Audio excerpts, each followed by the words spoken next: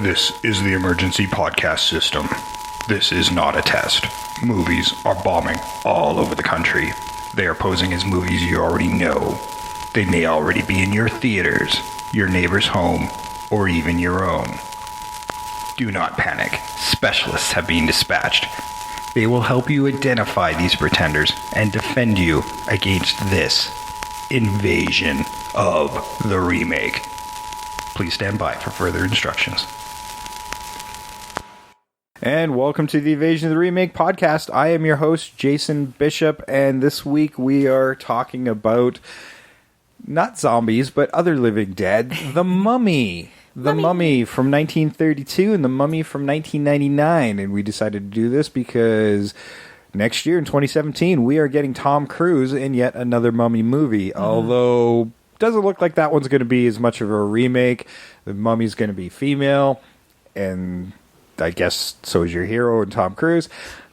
Well, to be fair, there were female mummies. Yeah. You have Egyptian princesses. Yeah, absolutely. So it's going to be a little bit different, and I didn't get you guys to watch the Hammer ones because those are based off of the sequels off of the 1932 one, which was a different mummy entirely, which was Pharaohs. So we were kind of off the hook on that one because I hate doing like 3-4 movies. I hate it. Well, and, I mean, we got to streamline sometimes. Yeah. The 1999 version is the only one that's actually considered a remake because it follows the same basic conceit. It does. Right? Yes.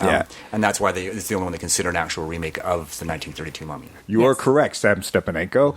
How's that for an intro? There we Nice. go. There you go. Pretty good. Guess what? It's Sam. Hi, guys. Sorry I missed you last week. Hey, Sam. Yes, welcome back. Yes. And Trish back in her seat this week again after our Abbott and Costello wonderful You betcha. episode. That was fun. That was so good. That was so fun. Love me a classic movie monster. Yes, man, and this franchise is definitely one of those. Yep. You know, yes, hey guys, it's November and we're still doing kind of horror movies. Although I don't know if I'd consider either one of these a horror movie. I was thinking about that on my way here. Thinking about discussion points, and you know what? The original movie's a monster movie, but it's not horror to me. No, right? It does fall into the horror canon because it is a monster movie. Yeah. But Stephen Sommers movie is definitely not. That's an action movie. Yeah, it it's is totally more of an an action movie. and a fun action movie at that. Oh, yeah. If a bit long. 2 hours. But yeah, I can see how in 1932 it would have been considered a horror movie. Oh, yeah. Oh yeah, I mean it's all atmosphere in that movie. True, and considering how close it was to like the discovery of Tutankhamun, like 1922. Yeah. It was actually the original movie wasn't around Egypt or anything at all. It was, I think, a magician. His original title was Cagliostro or something like that. Then they discovered Tutankhamen's tomb, which just took the world by storm in the 20s. Yeah. So Egypt became just huge. Yeah, so that changed everything. Mm-hmm. Yeah, so they just like, well, we can move it to the Mummy, and then screenplay wound up taking the original story by Nina Wilcox Putnam and Richard Scher, who actually wrote Frankenstein, the Universal Frankenstein, and John L. Baldurst, who wrote Dracula and also was instrumental on that script of Frankenstein, came in and adapted it to this Egyptian conceit, and pretty much everything from Dracula also made it back in. It is literally beat for beat that movie. Pretty much. Yeah. And that being fair, I had not seen The Mummy, as Jay and Trish already know, but I have seen Dracula and I have seen Frankenstein. The Mummy just never interested me. That's why I've never seen it. And I can see why it never interested me. It didn't have the same romance as the Frankenstein monster and Dracula did to me. Like they just didn't have that same. It didn't have that same sense of Well, I don't know it's there, but especially when your monster is trying to resurrect his love. But at the same time, we'd already seen that plot in Dracula the year before. Like, it was the same movie. Yeah, well, I mean by romance. In some cases, their actors are playing the same It's a different type of characters. romance. Yeah, I mean, the story itself is a romance, but I mean, the creature itself, didn't have that same draw that Dracula and Frankenstein's monster did. See, but for me, what I Yeah. liked about the Mummy is just the concept of mummies themselves, like the fact that those were actual things that you would find, whereas Frankenstein and Dracula aren't. So there was a different aspect to it that I kind of liked, like the fact that it's a monster movie, but I think it's one of those first monster movies sort of based on something that actually exists. Yeah. Yeah, no, and that's a good point. Like I said, it's just something that never interested me. I never really sort of bought into the whole Egypt thing until later in life, and then that's since faded again. Oh yeah, like you go through like a stint where you're like, oh, Egypt and like all these different gods and like all the crazy stuff with mummies and like trying to take it all with you. How bonkers is that? That is Well, yeah. pretty bonkers, As a kid, that lore actually I found kind of creepy and fascinating all in the same time. It kind of scared me, and like this mysticism that seems to be surrounding the legends of Egypt. Yeah, and how you were like it was your afterlife, but you like your stuff is stored in jars, but your stuff has to come with you because you had to have it with you when you go. Yeah. Yeah. And some slaves will get buried with you because you need them. And they're alive. That sucks. Yeah. So that there was a lot of sucky crap that happened. Oh, for I'd be sure, like, yeah. hey, boss, you're kind of dying. Oh. I need you to release me because I don't want that. Oh, and the idea of booby I'd traps. be the shittiest slave on the planet, so you didn't want to be buried with me. No, they probably would have killed you before then. At That's least still they would have better been than being buried buried alive. Yeah, alive. as a shitty slave. But yeah, and then the concept of booby traps, where in order to protect their wealth after they died, the concept of booby traps. Oh, Yeah. yeah, it's fascinating. But yeah, I think because we didn't have television until I was in my early teens, I missed out on a lot of the opportunities to see these like on television and stuff like that. Oh yeah. Dear God, were your parents? Well, I think they actually were involved and loved their child. I don't. I don't know what happened. My television was my third parent. I don't know. My parents weren't really. There was a couple times they were hitting the top 3. yeah. Well, I mean, to be fair, the first 10 years of my life, we lived in the country. We didn't get like off the air channels, and we didn't have cable. Yeah, that's Right. awesome though. Oh yeah, we had peasant vision, and if you didn't have like we put foil at the end of the antennas, and you had to move them just right, or you couldn't get anything. Yeah, we had the rabbit ears on top of the house, and the And if you're first the- TV we had was still black and white. Color was around, but a lot of movies that I saw that I didn't even know were in color until we got the color TV. I'm like, oh, I always saw this in black and white. I didn't know. Yeah. Exactly. Well, and interestingly enough, considering you guys did Abbott and Costello last week, the Abbott and Costello show was one of the first shows I remember watching regularly because it used to be on every morning when I first moved to Kelowna and actually had television for the first time, like on a daily basis. And the first show we used to watch it every morning before we went to school was Abbott and Costello. Oh yeah. Yeah, we watched it often in Yeah. the mornings because it was pretty early morning. Was this the cartoon one? No, this was No. the old black and white TV series. Yeah, Yeah. so we didn't have that in the morning. I don't think I even saw like an Abbott and Costello till like a lot later. Oh yeah, no, I watched them really early in my youth, and be Abbott Costello. Sometimes it'd be Stooges, but most of the time they'd be Abbott Costello. And Oh, we had Carol Burnett and the Honeymooners. Oh, we had those too, but yeah, my favorite still of all those sort of classics, and I think they might kind of predate, or they're right on the same time. Laurel and Hardy were still my favorite. right, I just Yeah. love. I've seen a few, but I don't really remember. They certainly weren't my Abbott Costello were my favorite, probably because they were my first. Well, and they were on For- television. They had a bigger body of work. Laurel and Hardy, they were only short films, right? They were Yeah. in theaters, right? Well, they also came out of the silent era, moving into talkies, so they were already kind of at nearing the end of the career when they got into the talkies. Yeah. So And Abbott and Costello, like they like to do like the verbal somersaults. That was the thing because they were in the vaudeville talking jokes thing. So yeah, yeah. and those were great. Yeah, who's on first? who's on first? Yeah. Who's on first? Who's on first? What? So good. What? No, what's on second? But I've gotten Okay. us off topic. I'm sorry. Yeah. That's all right. So The Mummy, 1932, directed by Karl Freund, whatever you prefer. Frond? Okay. Starring Boris Karloff, who the year before did Frankenstein and was a relatively unknown, and by 1932 was huge. So Yeah. huge that they've just put Karloff above the poster, and one of the most iconic posters of all time. Zita Johann? Yeah, I would say Johann. Okay, Zita Johann, who, man, her and Carl did not get along, and she was one tough lady. I really liked reading about her. Nice. she and spiritual too. She believed in things like reincarnation and stuff, and some of the best scenes of the movie in her mind got cut, like reincarnation scene. Wow. At one point, Carl Freund did a scene of her walking among lions while the rest of the crew was behind cages. Oh, wow. And the scene is cut. She just didn't want to fight with him about it. She was so exhausted. She just fuck it, whatever. If I get eaten, I get eaten.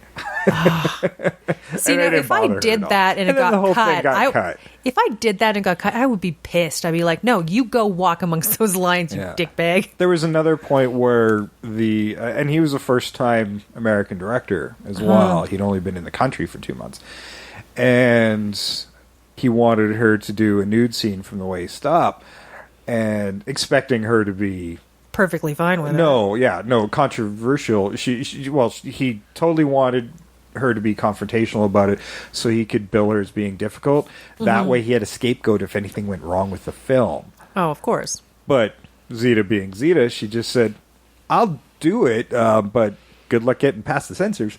Yeah, she's smart enough to understand. And that's just the woman she was. I'm like, I really like this lady. Yeah, and she did eventually get billed as difficult, unfortunately, had to get out of her Universal contract. But amazing lady. Because of that type of bullshit. At that time, yeah. Well, that was one of the things I noticed in the movie was the costume she's wearing at the end of the movie. Oh yeah, that's a lot of underboob. And I was for the 30s. I was really amazed by that. I'm like, wow. Yeah, right. And it must have been because it was like a horror film and it was intended for a more mature audience, so they pushed the limits clearly. Well, even that dress she's wearing at the beginning is so low cut. At some point, I'm like, is that the lighting, or is can you almost see part of her boob?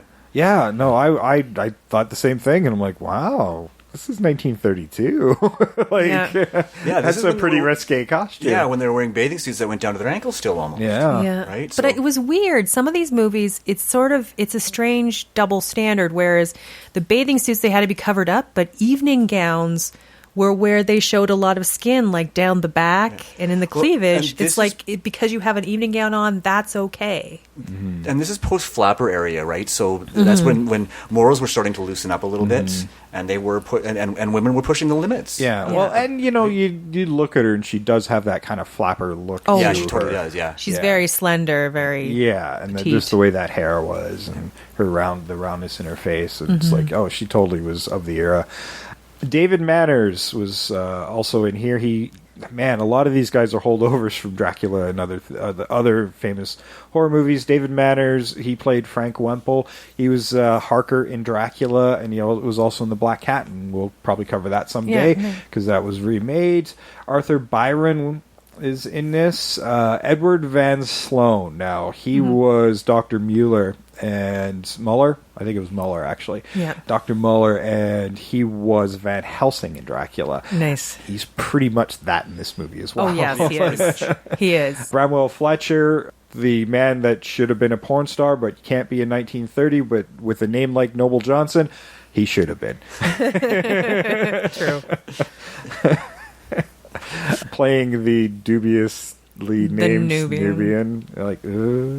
I know. I was actually looking up a little Nubian lore because Egypt and Nubia were allies at the time, and they would have resembled Egyptians more than Africans. Oh, yeah. So they kind of got that wrong anyway. And more likely, if at the time when maybe there was some tension or slavery going on, it would have been Nubia enslaving the Egyptians, not the other way around. So, boom. Catherine Byron was Frau Muller.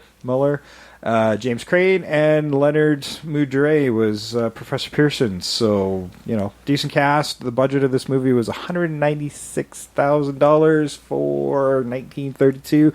I didn't do the math, but, it's a lot. That is a lot. It is a lot, for 1932. But these movies were... Considering it was the Great Depression. Yeah, you're talking Dracula, Frankenstein already happened. Huge box office for those movies at the time. So this horror was big.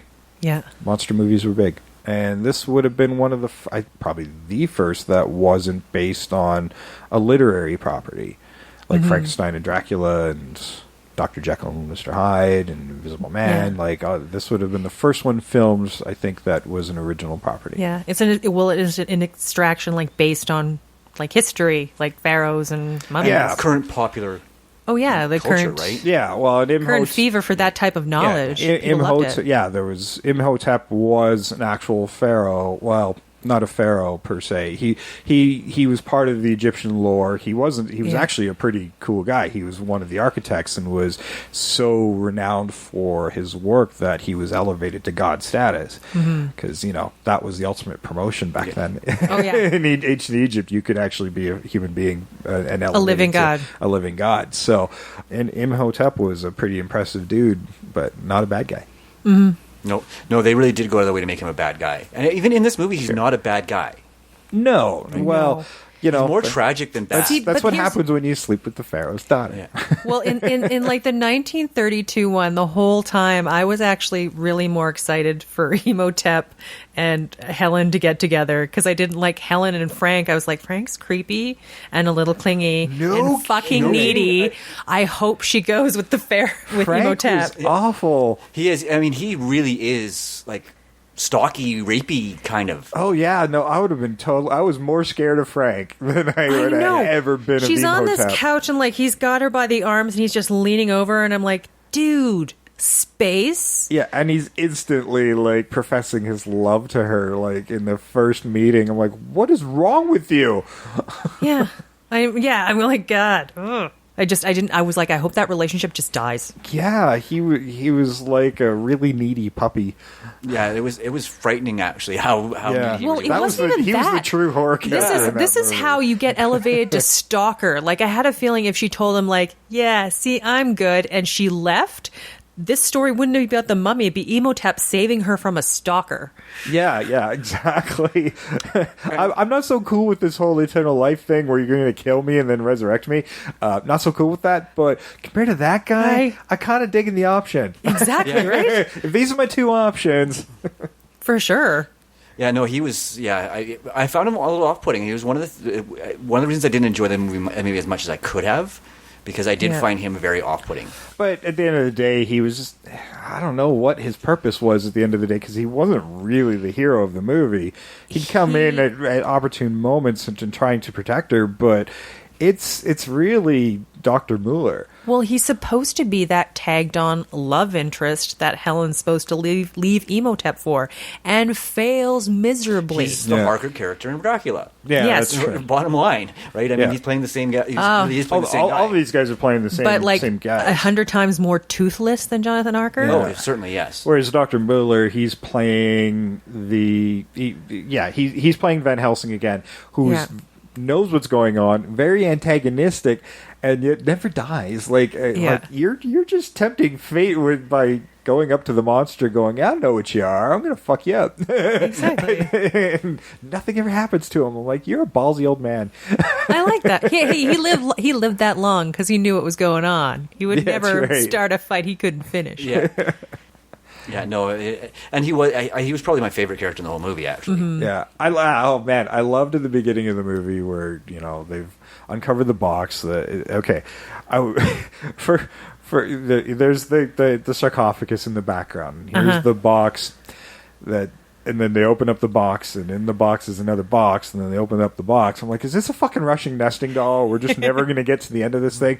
And then they open up the other box, and then finally they get to the casket with all the scroll. The scroll in it. Just that one big scroll. That one big scroll. And I'm like, oh, finally. But I thought it was really hilarious. Oh, I loved it. That Egyptian security thing is like, okay, so we've got it in here, but do you think that's enough? We better wrap it once more. Wait, but do you think that's enough? It's like the prank wrapping that people do nowadays, right? Yeah. It's the scroll of Thoth, dude. We need another layer. Have we invented duct tape yet? No? Fuck. Okay. Yeah. Actually, no. You need the plastic wrap around CDs because that can keep anything secure. There you go. Can you imagine those guys trying to go, I can't find the little wrap bit where I can open it? Yeah, where's that tab? Where's the tab? If they shrunk wrap that thing, this movie would never have happened. Now, this is the second time poor Boris Karloff's been under some really, really painful makeup as well. And I got to give Freund credit as a director. He was very restrained. Like, they went through this huge makeup job on Boris again. And what they did was they took this cotton and then they stretched his skin back, and they'd make layers and layers so they can make those wrinkles on his face. And there's that explains a so lot. much wrapping and stuff, like he couldn't talk in that opening scene, which is funny because you don't see a lot of the mummy.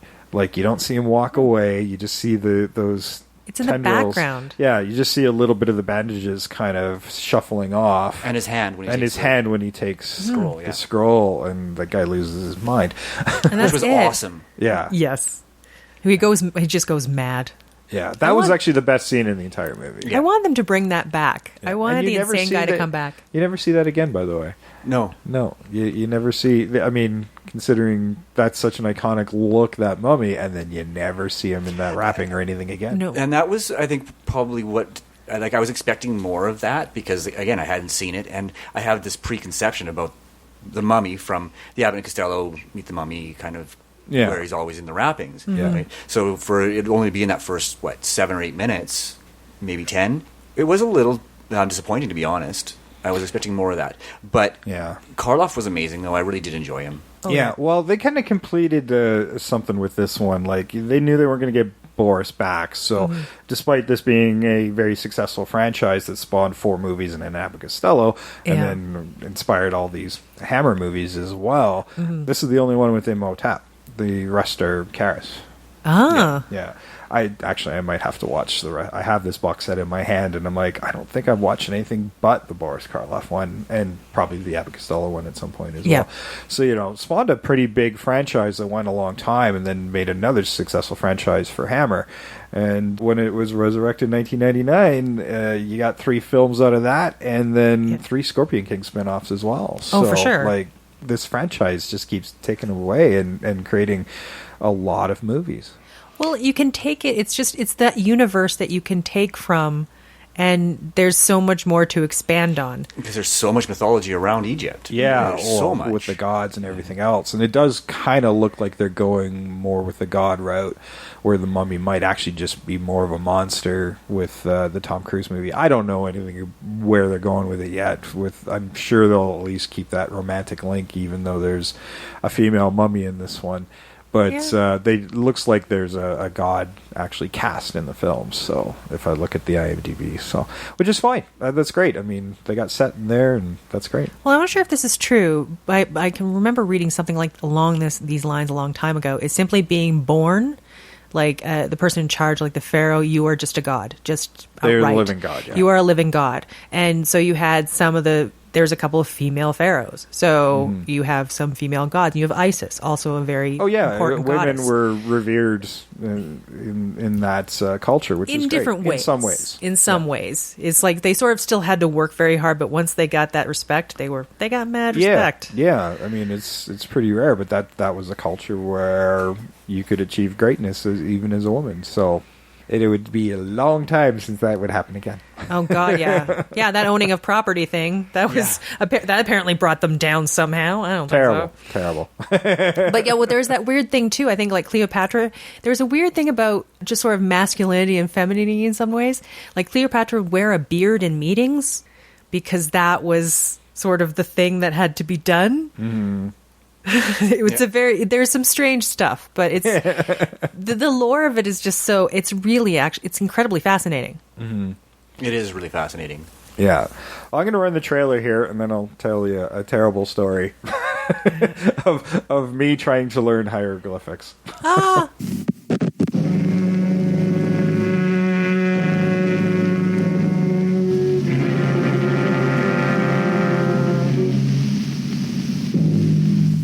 Death, eternal punishment for anyone who opens this casket.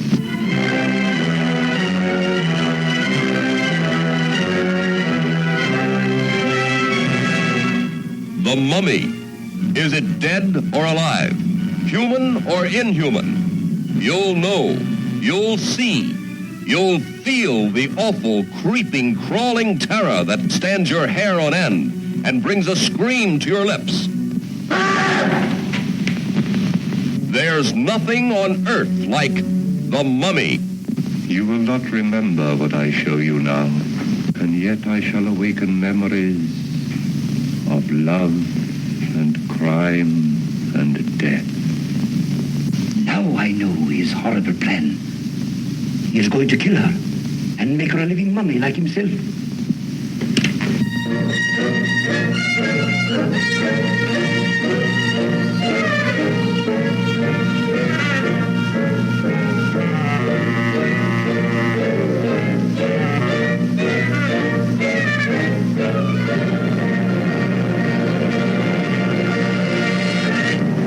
All right. So Imhotep, he wound up getting buried alive and getting the worst punishment possible for fucking around with the Pharaoh's daughter. Well, I don't think it wasn't just that. It's the fact that he tried to resurrect her, and that was blasphemy. And that was what really got him the punishment, was the sin of Taking the messing with sacred scroll. black magic, right? Yeah. Yeah. Which holds true for both movies. So Oh yeah, Yes. but I like it the way they put it in the new movie. It's like he did something. He's either very important or did something very naughty. yeah, that was good. And I like that initially when they put in the Beatles in there, I'm like, well, there shouldn't be a lot left. But I'm like, getting eaten slowly by these beetles, and it would have been over a very long period of time, because if he was condemned to a living eternity as this mummy, and the beetles are eating that flesh, then those things would be really long-lived too, right? Oh yeah. Oh, Jesus. That's horrible. That is horrible. That's why they said it was one of the worst curses, and sheer that they never done it before. Yeah. So I was going to tell you a quick story. Yes. So there was this girl I had met. Sam might even remember this at a wedding, and she was in archaeology. Ooh. So I'm like, oh, cool. So I was trying to... You were trying to date Indiana Jones. I was kinda. Lady Anna Jones. So yeah, I decided, I'm going to learn some Egyptian hieroglyphs, and then I made her this card with just hieroglyphs and kind of weathered it and cool stuff, and then I got her a little pharaoh necklace.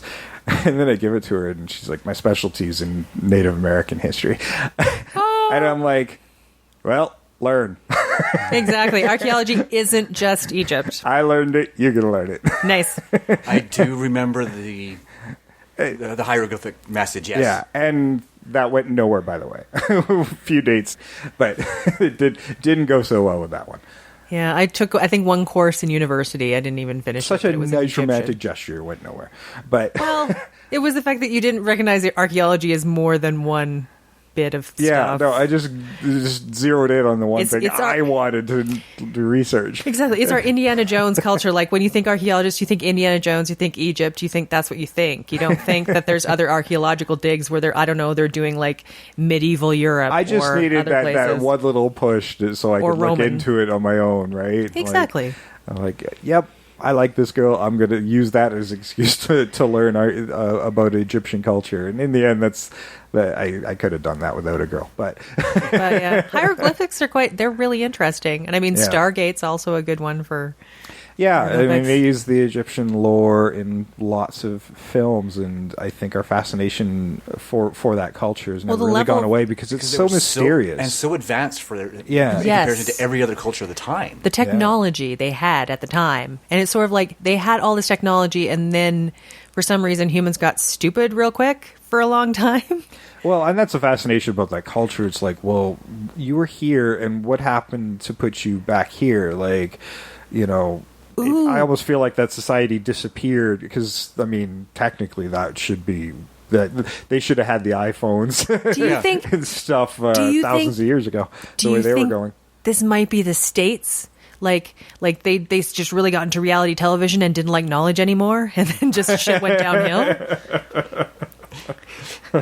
Like, are we seeing that now? They were watching the Apprentice of Egypt. Yeah. I'm gonna build a pyramid. Real House Pharaohs of Cairo. Just a bunch of pyramids with Trump on it. Yes. Sure. I'm gonna build a pyramid. It's gonna be the best pyramid. It's Yeah. gonna be an amazing I'm gonna pyramid. franchise everything. Yeah. It's gonna be King Tut this, King Tut that. Yeah, Tut was the Trump Yeah, of Egypt. Oh my God, we solved it. there we go. They were just sick of this guy, and they're like, "No, we can't exist as a society." They stopped anymore. revering knowledge and just started just really loving bullshit, and that's what happened.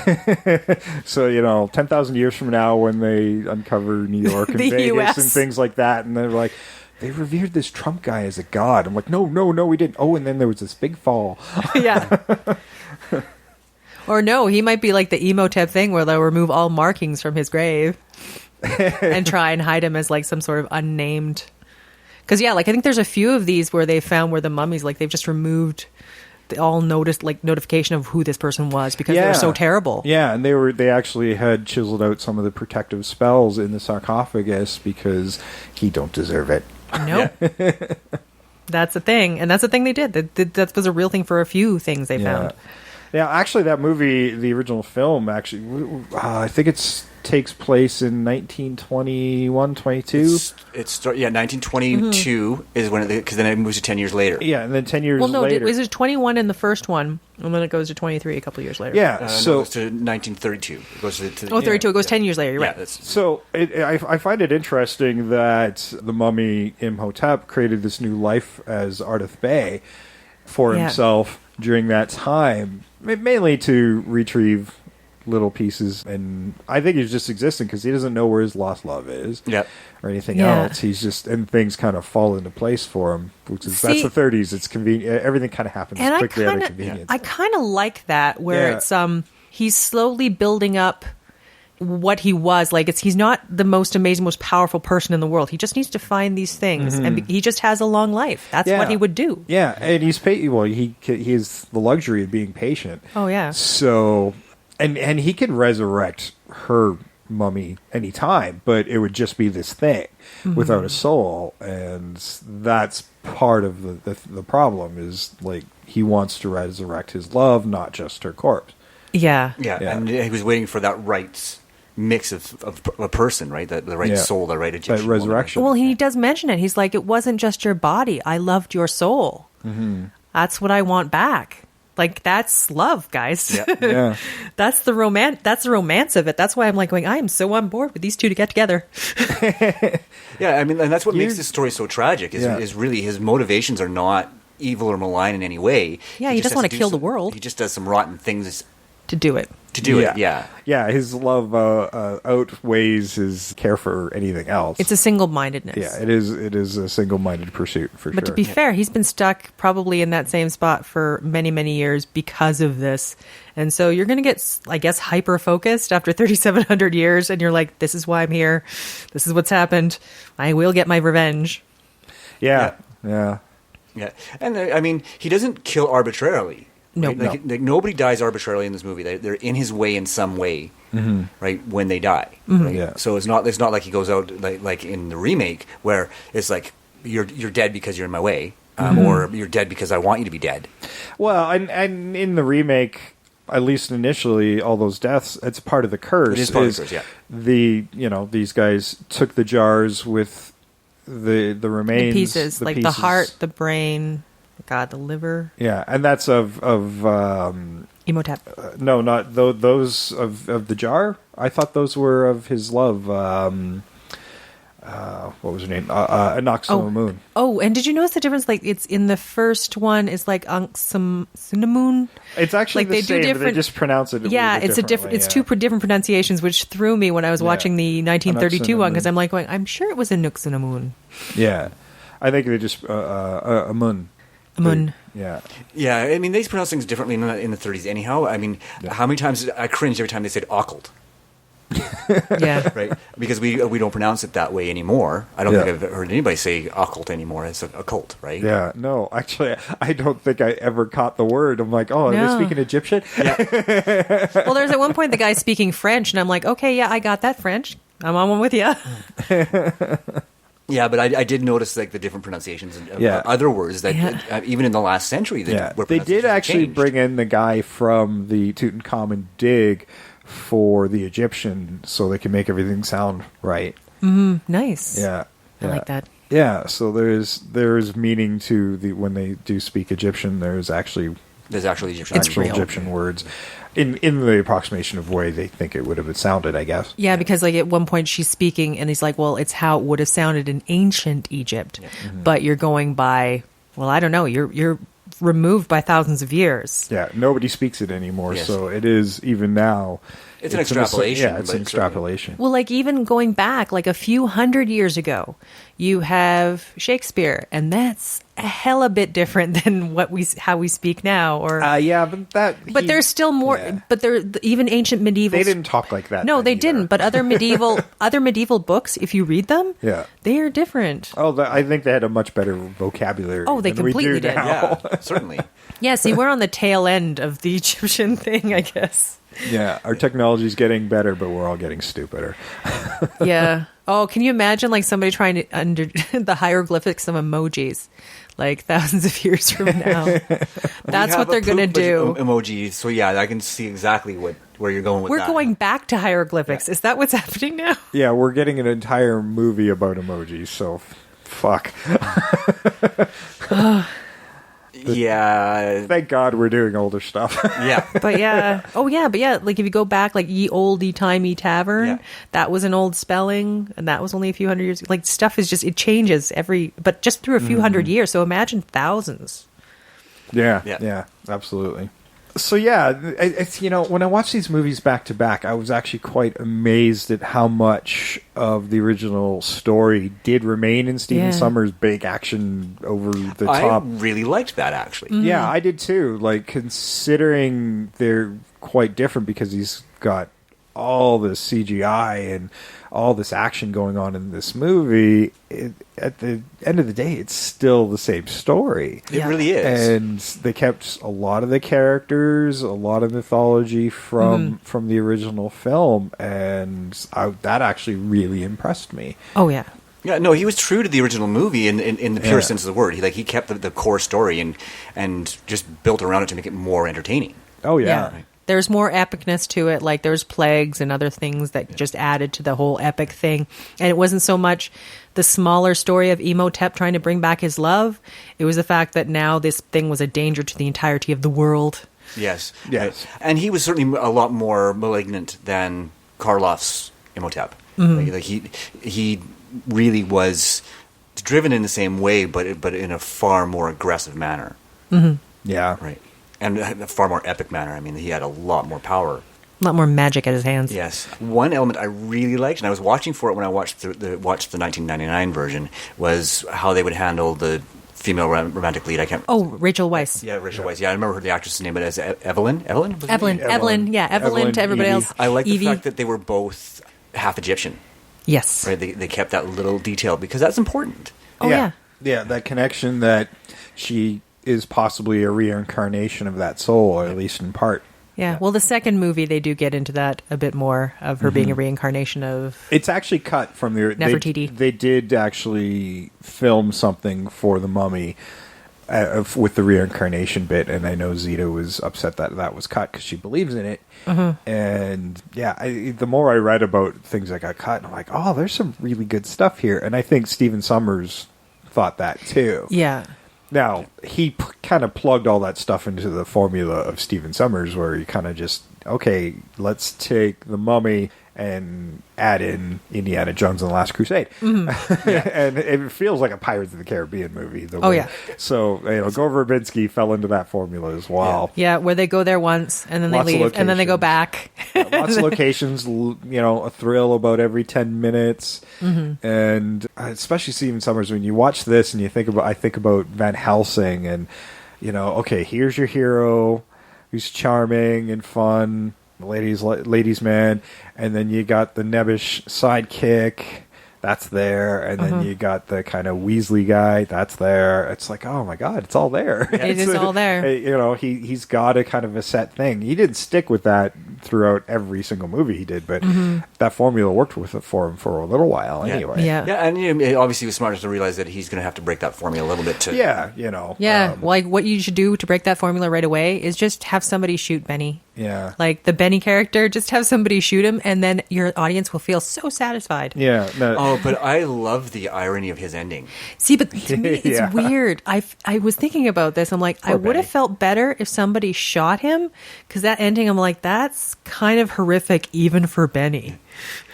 yeah, to get, well, he wasn't going to have to suffer too terribly long after getting eaten. Those were the same bugs Yeah. that eat for a long time. That's true, but there were a lot of them. Yes, True. yeah, they were messing around with it because there's that one scene where they just like roll over that one guy and like he's gone. Yeah. Right. Yeah, but there's still gooey meat on him. Yes. Yeah.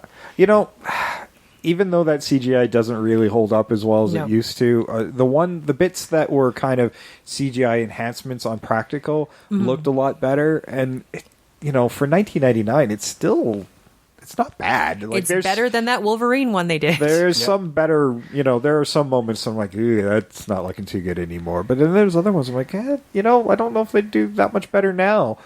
I still like the face sandstorm. Oh yeah. Oh, that's so still cool. so good. And then when it swallows them, so good. Yeah. No, it still looked pretty darn good. Yeah, I have to agree with Jay. I mean, there are points where, especially with the Beatles, where it kind of where you could tell they were kind of trying to. They made it fuzzy, so you couldn't, or it turned out fuzzy because they just had so much on the screen. Yeah. Yeah. But yeah, most of the special effects were surprisingly well. Now let's talk about the flashbacks here for a second. Back in the original movie, where they shot it like a silent movie. They sped up the film a little bit, and it all looks like a silent movie when they do the flashbacks back to ancient Egypt. I'm like, oh, that was really neat. Yeah, like it did put you into the other bit. Like they still had that bit around it, like that pool, so you could tell you were looking at something. Yeah. But yeah, having it just slightly different than the regular film sort of. It helped. Yeah. really did. I mean, you're a lot closer to that era at the time, so I think it would have been have more effectiveness for that audience of the 30s. But it's still, I thought that worked still pretty well for, especially in the time. And Stephen Sommers, he handles it a little more traditionally with the flashbacks, but there was a moment in his that I'm like, I still, every time I watch that movie, I'm like, that's really clever. The pharaoh who never wanted his daughter touched. I don't know but I thought in Sommers that she belonged to the pharaoh. Oh, the wife. Well, maybe she was the wife. Because he didn't want any other man to touch her, other man. So and that means the pharaoh could touch she was her. covered in body paint. Yeah. Yeah. Like, you'd know instantly if somebody touched her. Yeah. Although there was that whole thing in Egypt about brothers and sisters marrying each other all the time, so an incestuous thing like that probably could have been his daughter I don't want to think about it too much. and his wife, because that was a thing. It was. Yeah. Yeah. I'm trying not to think about that too much. I'm just saying. Not that she was hot. The thing about it too, what always bothers me about that, I'm like going, she never gets like an itch and scratches it. Yeah. Maybe it's anti-itch body paint. I don't know. I don't know what to say. They were pretty advanced. Well, they did have, what was it? They'd cover a slave in honey so that all the flies would go to them and not to the pharaoh. Oh. Yeah. Yeah. Oh, man. That's how they battled bugs. Oh, they could have just done it in a Coke bottle like we do. Oh no. Well, slaves were like furniture. They're something that you just have. Well, no, they've actually proved that some of the slaves that built the pyramids were really well treated. So that's some new discoveries as of late. So Yeah, but definitely not as good as the ones that were taking the flies away. Yeah. I No, mean, that's there terrible. must have been a different case of slaves. There's, I think it so. could be different dynasties. yeah. Because you have a different pharaoh and a different dynasty, you're going to get a different way things are done. That's probably true. Yeah. Yeah. Because some of the people who built the pyramids might not have even been slaves. They could have been contractors. So that the way they are starting to see that they're finding barracks and everything else. Well, wasn't it? Wow, they actually were fairly well treated. Isn't Cleopatra like closer to us than she was to the time the pyramids were built? I don't know. It's a enough weird about it. thing because like Egypt lasted so long. Yeah. There's something like that. I don't know the exact story, but I remember hearing something or reading something like that myself. Yeah. That she's closer to us than she was to. Yeah, like the number of dynasties they had, it's thousands of years. Yeah. Yeah. Yeah, it's just amazing that dynasty no longer exists. So yeah, with the Stephen Sommers movie, 1999, Stephen Sommers, like I look at his resume and I'm like, yep, Deep Rising, Van Helsing, they all kind of follow the same formula. Very different movies, but their characters follow a lot of the same formulas that he uses. Which one's Deep Rising again? Then Odd Thomas finally sheds that, but I love Deep Rising. It's just a monster movie. They find this cruise ship and this. Oh, I always get it mixed up with Ghost Ship. That's why. Yeah, no. There's this creature that is kind of killed everything off on the ship, and it's living in the bowels of the ship. And at the end of the movie, they kind of land on this island, and there's this another monster. But you listen to the music; it's got all that classic monster music stuff in it. Nice. Like it. I watched that movie. I'm like, you could tell this guy loves classic monsters. And then a few years later, here comes the Mummy. I'm like, oh yeah, he there does. We go. And then Van Helsing. And Van Helsing. I was, before I ever made the connection, I'm like, yep, I was right. This is what he loves. This is what he loves. So, Stephen Sommers, 1999. That movie was $80 million, which, given. I don't know. Like, it makes me wonder what the decision was to spend that kind of money on a movie like this at the time. That would have been a huge risk, because I was reading a few times where Clive Barker was around and they were thinking more like 18 million. Yeah. Like, they had a very different idea and were thinking, let's make it a straight up horror movie. And I'm not sure what changed their minds to spend that kind of money on a property that may not have paid off. Wasn't 99 like there was just a ton of like these bigger movies? Like 99 is The Matrix, right? Yeah, we're kind of getting into that era of big budget where effects were taking over drawing the box office, and God knows this was one of them. Yeah, and it was and people were going to see movies a lot for the actors too, and Brendan Fraser was hot. Oh, totally. Well, I would have said that was also a risk as well, because at that point he was more the comedy guy, but obviously Stephen Sommers saw something else in him. Like, he's a fairly tall, big dude, and he's likable, and I mean. To break out of those stereotypical but roles. He was both things. Yeah. Like, there was School Ties, where he had the dramatic role, and he was the handsome leading man. And then you had Encino Man, where he's doing the comedy thing. This is the marriage of two things, where he's the handsome, funny leading man. Yeah, that's true. Yeah, and he's very capable of the action scenes. Yeah. Oh, yeah. The success of this movie can't be argued. $80 million, had an opening weekend of $43.3 million. Grossed worldwide $413.3 million. Yeah. So big, huge box office winner. It really elevated Brendan Fraser's career, Rachel Weisz's career. John Hannah? Nah, the rest not so much. But I mean, I love John Hannah, and Arnold Vosloo is still one of my favorites. That just never gets enough. Theatrical. Didn't he get work. kind of stuck? Wasn't this like sort of a Karloff thing where he got stuck as the mummy? He did. It was really he was doing a lot of TV, and he still does a lot of TV, but he just couldn't break into. He can't shake this film one because it was a Karloff moment for him, and even now it's still like, whenever I see him, I go, "Oh, that's the guy who played the mummy." Right? Yeah, I mean, that's what happens sometimes, right? Yeah. That's what you recognize them for, and they never break free of that. And although he had a long guest stint on Bones, that kind of helped me break free of that connection, because he was fucking evil and creepy in his stint on Bones. Yeah. Right. Well, it's part of that is because he has such a distinctive look. Oh yeah, and a voice. Yeah, you're never going to mistake him for anybody else. You need, and that's why I think he did get pigeonholed, is because he had something similar that Karloff had. Like Karloff has that voice and that look and those cheekbones, and that's why he looks so good under makeup, in or out of makeup. And he's just...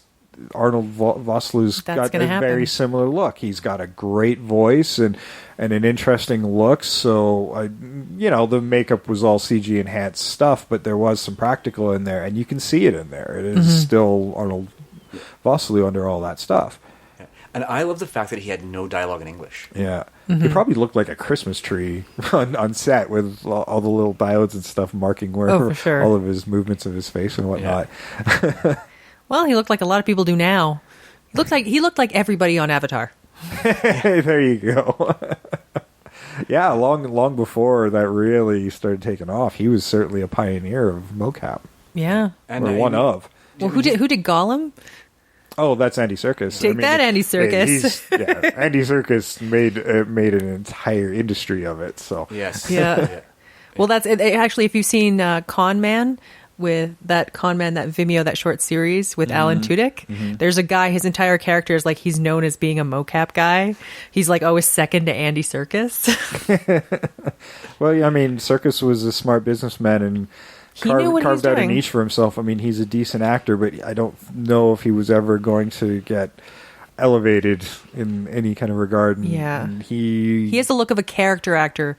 Yeah. So, but he knew if he could, but his body movement is so amazing. He knew he could be anything. And he could do it. And yeah, man, he made his fortunes with that. So now he runs an entire company of people, and like if there's mocap in a movie, he's consulting on it. Yeah. Oh yeah. And his people, he's training those people, or he's got people to work on that. So it's amazing.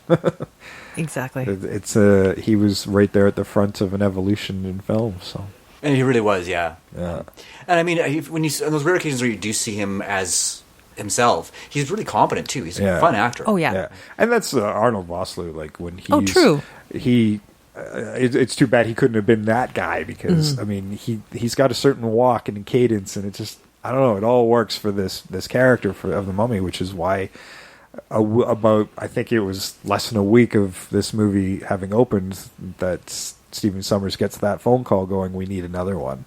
Oh, nice. Yeah. I think maybe he could have avoided it had it been more makeup on his face during the course of it, like just to change it. If his face hadn't shown, I don't think he would have been pigeonholed like he'd been. No, but I mean, he was just so good at capturing that menace with, again, having no English dialogue. Well, that menace and that single-mindedness. Yeah. And I mean, and his look. I mean, he looks like a bad guy. Yeah. Right. Like he's. I don't think he would ever really truly break out of that pigeonhole. He also doesn't look modern. No, he doesn't. You're right. He's got a very classic look to him. Yeah, which he specializes the roles that you could do, I guess, at that point. But it certainly makes you stand out in those roles as well. So yeah, it's sort of you can be too good at a role, and then you're stuck. Stuck. If I had any kind of period piece, Arnold Vosloo would be in it. Totally. Thing, right? Like he's just got that look. Yeah, if I did anything 50s, Arnold Vosloo would just put like a wig on him. Yeah, right. Yeah. Like, I think that would totally work. there you go. I could just see in a fedora. Yeah. He would look amazing in a fedora. Yeah, he would. Yeah. Well, speaking of fedoras, this movie was mostly Indiana Jones, Yeah. mixed in with that classic love story from the first film. And for being so short, there's not a lot goes on in that original movie. It's all atmosphere most of the time, and when something kind of you think thrilling, it's just him sitting by his little scrying pool and Killing people. making somebody die. Yes. So they just fall over. Yeah. Exactly. Be like, okay, well, he's in my way. Better get rid of him. Yeah. Yeah. Or he's getting too close to the truth. Yeah, and that's just it. It's just people discovering, getting a little close to the truth. And somebody tried to destroy the scroll, so he died. Yeah, I mean, I was really happy that movie was like 80 minutes, because Oh, yeah. it would have been a slog otherwise. Well, Yeah. it's a simple story. And quite frankly, I was happy it was that long because I didn't have to watch Frank for that much time. Yeah, thankfully, he didn't get a ton of screen time, but that whiny little bitch When he boy. almost died, I was like, come on, don't get to that. He got to it. Yeah. He's not dead. Yeah, he hung his little protective necklace on the door to protect Zita's character of Yeah. Helen. Even though the other guy's like, she's not going to, like, he doesn't want to hurt her. Yeah, I like that bit of dialogue, actually. Yeah. He's like, dude, you keep it on. She's fine. Yeah, I like how, I mean, she was a very capable actress. Like, Yeah. she when she's remembering the memories of Ep.61 are coming forth, like, she does seem like a different person. Yeah, that was actually really cool. Yeah. Yeah, and then have her be Ep.61. And then when she kind of comes to and she's her for a little while, and then realizes she's also Helen, that was pretty good. Yeah, the conflicts of that she has just amongst herself, Yeah. Yeah, dealing with having two souls in her body, basically. Yeah, exactly. Yeah. Yeah, and I liked the way that they handled it in the first movie. Is that he wasn't trying to resurrect her in her own body. He was trying to bring her soul into a living person's body, right? Yeah. Well, yeah, resurrect Anck-su-namun like fully into the body, because I think there was a portion of Anck-su-namun's soul in there, but it wasn't the controlling one. He wanted his original princess. Yeah, back. Stephen Sommer kind of reverses that a wee bit. Like he's using Rachel Weisz. Yeah, she's just a Evie. what's the word? A container. Yeah, using her as the sacrifice to resurrect her. Oh, original yeah, body. because he's got all the jars. Yeah, So Anck-su-namun will come those- back like he did. Yeah, and those fragments of Anck-su-namun are in her soul or whatever. Yeah. Yeah, and then she'll be like him, where she'll be resurrected and made full by having all those jars. Yeah, Okay. Yeah, so it was very different. I actually liked the way they handled it in the original movie, better. yeah. I mean, you didn't get a second hot chick in the movie, but it made it more. Well, it made that connection Yeah, make I mean, more 'cause- sense. yeah, When it's the same actress, that's- that connection makes more sense. Yeah, it does. I understand where Stephen Sommers was coming from. He needed Evie give her something to do in that action sequence. Like, well, okay, now she's getting chased around by the mummy of Anck-su-namun. Yeah.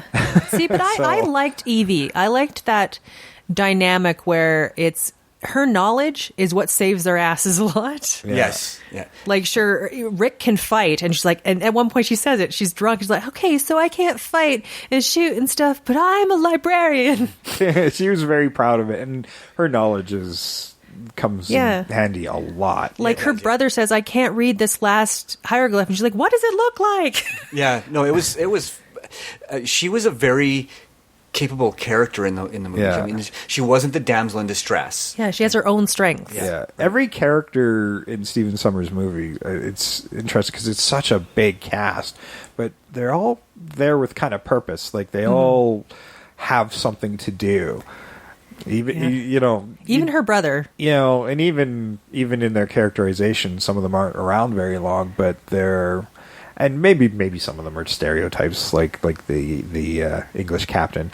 Yeah. But yeah, and the Egyptian guy who's going to hang officer who's going to hang Frank. Yes. Rick. Who was that? Was that Omid Jalili? That was Omid Jalili. Yeah. Omid Jalili. He's a British comic. Yeah. Funny. He's awesome. So good. He was so much fun, right? Yeah, he was really but good. even he served a purpose, right? Like, he could be just by uncovering the scarab beetles.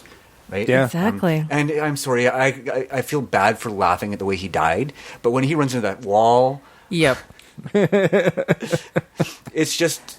it's so slapstick. Yeah, it is, but at the same time, I'm like, oh, well, hopefully he knocked himself out when the beetles started eating his brain. Yes. I think that was the purpose of it, is because once I came to the realization, I'm like, they're eating his brain. And then when he knocks himself out, that kind of gets it a little layer of it's not so bad. Yeah. And you're not as kind of grossed out by it. Yeah. Yeah, but yeah, just the way the whole scene played out, it's like, sorry, that was just too funny to me.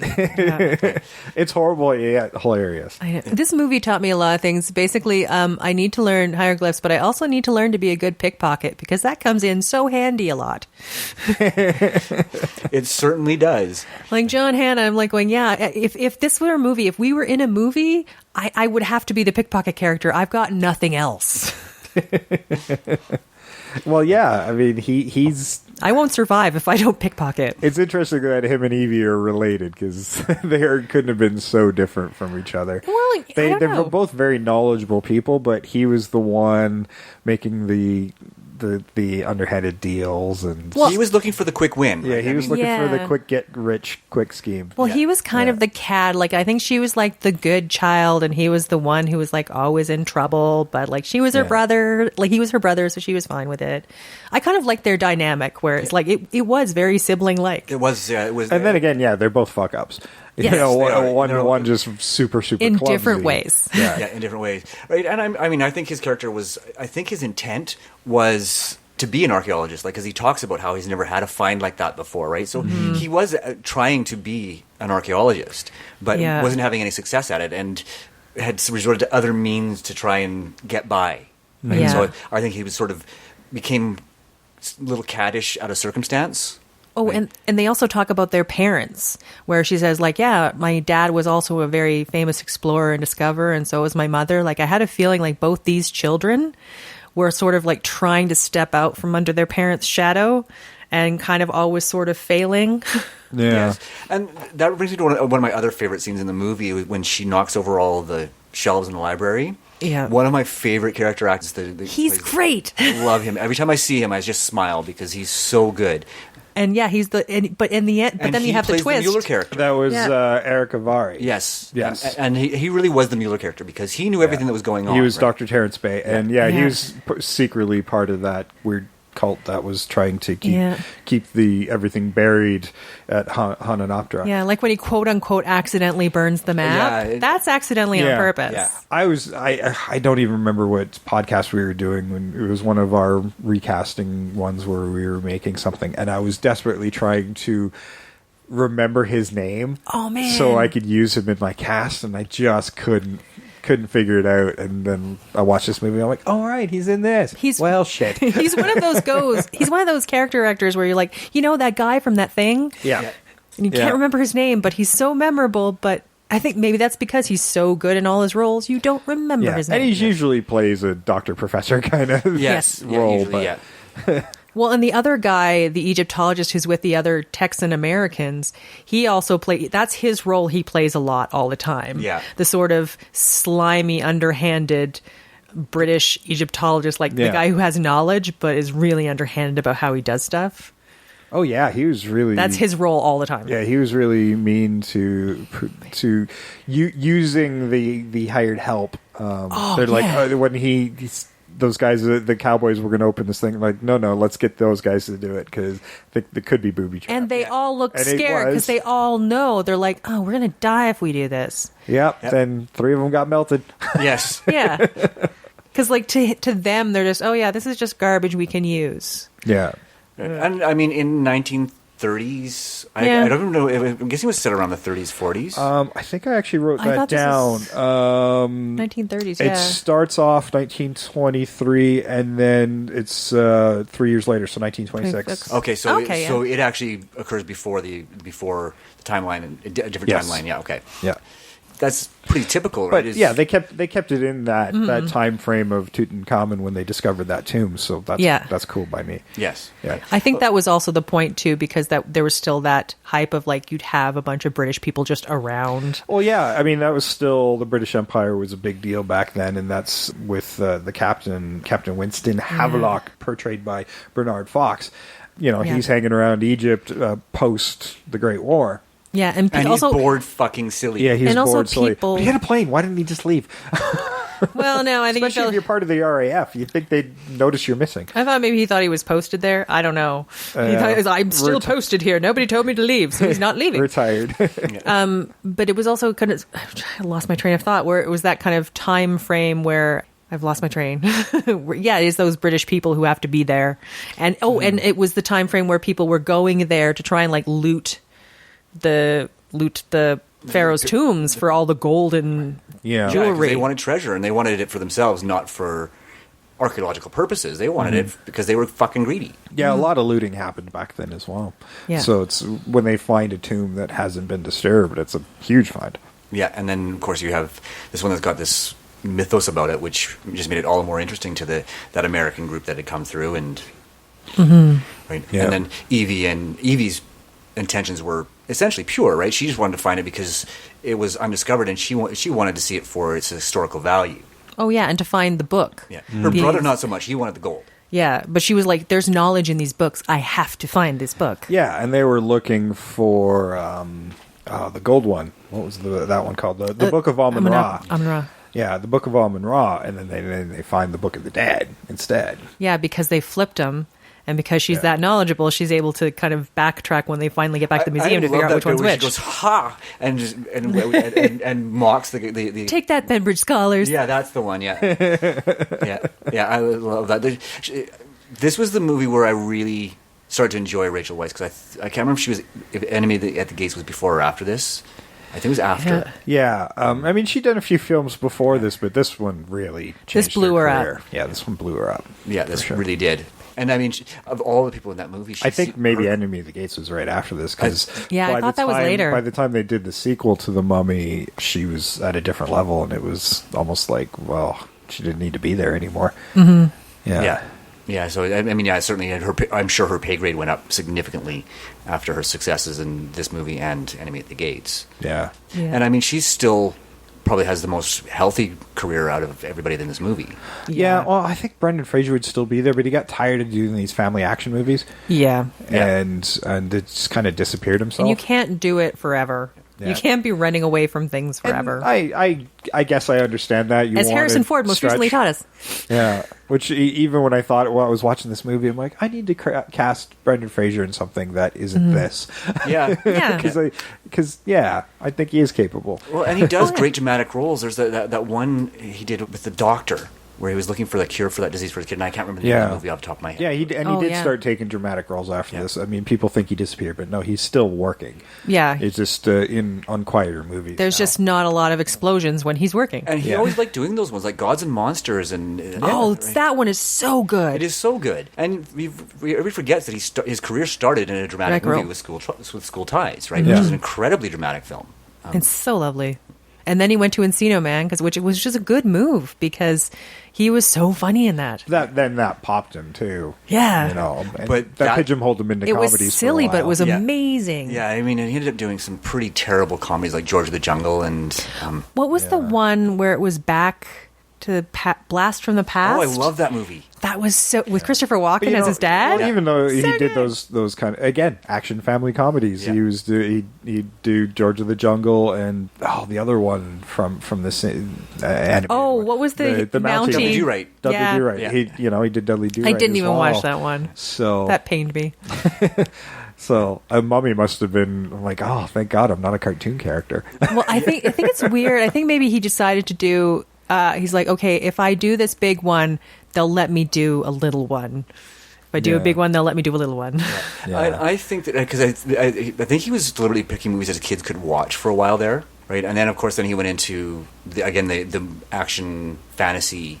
Kid-friendly, family-friendly movies. Yeah. So he did 2 or 3 of those, right? Like Paper Heart and a couple other ones. FYI, now I'm really upset you guys mentioned George of the Jungle, because guess what's rolling through my head right now? Dang! Now we got y'all. Now everybody listening to this podcast is cursed. That was our curse. That's our horror movie, is like where we podcast and then an idea gets into your head and that tune never leaves. Okay, I'm going to run the trailer to the 1999 and hopefully we can get back on topic. Where did you get this? On a dig down in Thebes. Jonathan, I think you found something.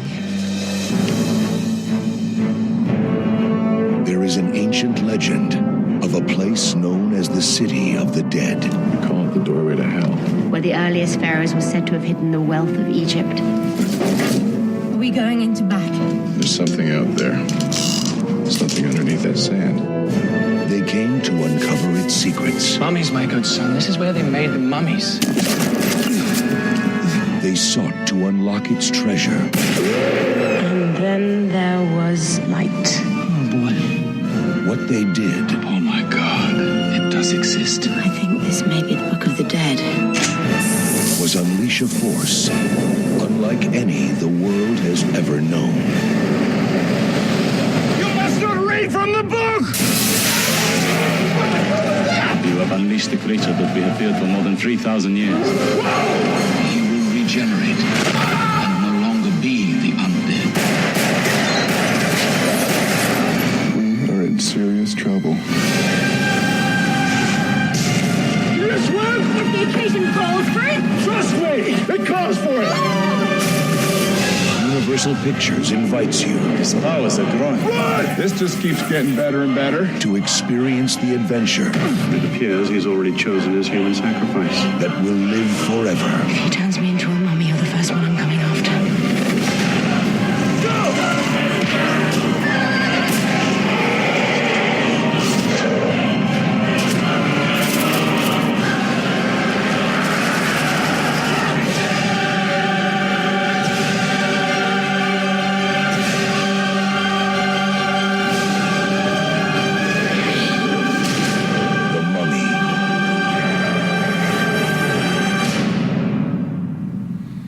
All right, The Mummy. Man, it just sounds thrilling, and even in the trailer.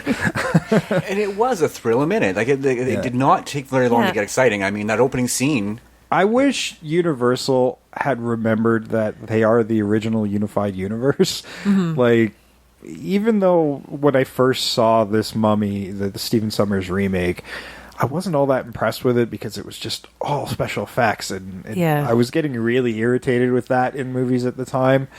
But it is an enjoyable popcorn romp. Oh, yeah. So, like, it would have been a good launch point to go into that more extended universe. And I think Van Helsing was a way where they were trying to go there, but they should have done it from here. Like, okay, Brendan Fraser's character of... make him the Through, Rick. Yeah, Rick. Make him the Through character. And then you could seed in some other ones. Well, you have Rick and Evie. And, like, Evie is an archaeologist. So maybe Evie is the one who kind of comes up with the stuff like, oh, well, I think we found evidence that Frankenstein's monster is in this place. And they go there. Yeah. And then maybe, like the connection with those two, it makes complete sense. Yeah, and then you can kind of set up that discovery and then let it spin off into whatever. They don't even have to be there very long. But it would have been a much better way to get going, whereas I think by the time they got to Van Helsing, they'd already ran their well dry on The Mummy, so... Yeah, you couldn't bring that back. And then they forced as much as they could into Van Helsing, which was a huge mistake. Oh, it got so overwhelming and messy. Yeah. It was just, They just needed to slow down. So that's why I'm a little worried with them going, oh, right, Unified Universe. And I'm looking through some... Actually, let me grab my iPad and get notepad. into the 2017 and see what's going on there, because it looks busy. I don't know much... Well, I don't know anything about the script, really. But you start going through the cast list, and you can kind of extrapolate where that might be going. Well, I'm wondering how much they can do. Like, how did the Wolfman with Benicio? I don't remember that doing very well. It did very, very poorly. Yeah, I did. And it was a hard watch. It was not... it was fairly true to the original movie, but it's... And that's probably where it fell down. It needed to be brought to the time. Yeah. Well, and that's the problem is with a lot of these remakes of these really old classics, is storytelling was very different. And this is where Sommers did it right, is he took the core story and turned it into something new. Yeah. Yes. Yeah. And that's what they needed to do with pretty much all of these monster classics, is make sure you stay true to the core story, but you have to bring some modern storytelling to it too. I mean, you watch Wolfman, the original one, and then the remake, it feels old. Both of them feel old. Mm-hmm. Like, it doesn't work as well anymore. So, yeah, that one definitely needed to be jazzed up. I mean, the Francis Ford Coppola Dracula it's still the best rendition of that story. See, and I don't know. I rewatched it, and it just, I don't know. It loses something. It's so gothic. I love it. It is. It is, but some of the time I'm watching it going like, it's a bit much. Yeah, I mean, there's some... Very melodramatic. Keanu Reeves and stuff. I think maybe that's done on purpose, because the original's pretty melodramatic. But. Well, and don't forget that when Coppola made it was Bram Stoker's Dracula. Yeah. He's following the source material as closely as humanly possible. Yeah. And the book is melodramatic. It is, yeah. The Mummy, back to The Mummy, and this is the 2017 one we're going to get next year. Sofia Boutella is The Mummy. Oh, wow. It's going to be one hot mummy. Tom Cruise, does that make her a MILF? A mummy I'd like to... No, it's a Miller, a mummy I'd like to resurrect. Okay. There we go. And then you got Tom Cruise is obviously your heroic lead. And I'm wondering how long he's kind of at that Expendables age. So He's getting there. Now this one really, I'm like, I don't know if I dig this. Tom Cruise should be more the Van Helsing character now, if you get me. So Russell Crowe is playing Dr. Henry Jekyll in a mummy movie. Yeah. Okay, see where we're going. Yeah, so you can start seeing things. They just get him drunk. Javier Botet is set. And Annabelle Wallace is, I guess, probably the female companion there.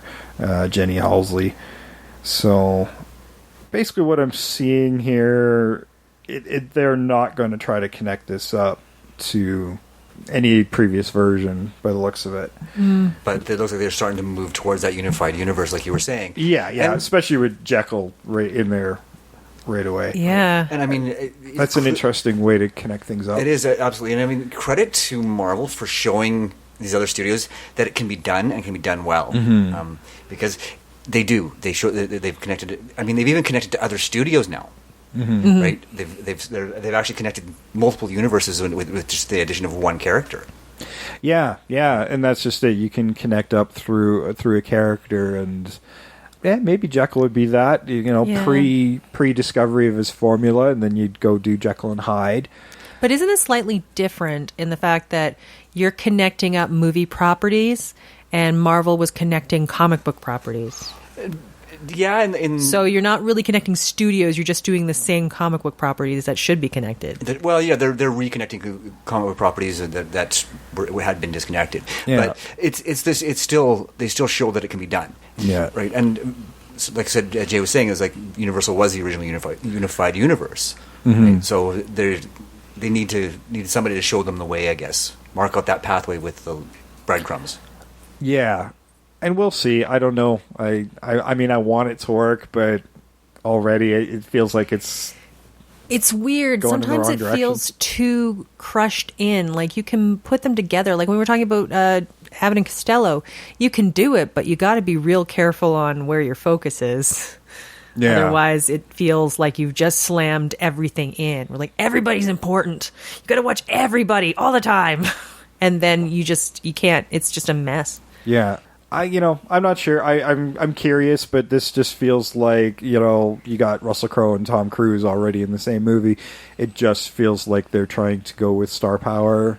And then again, those movies were big star power back then. Boris Karloff was a huge star out of the gate. See, I think a Russell Crowe Frankenstein would be great.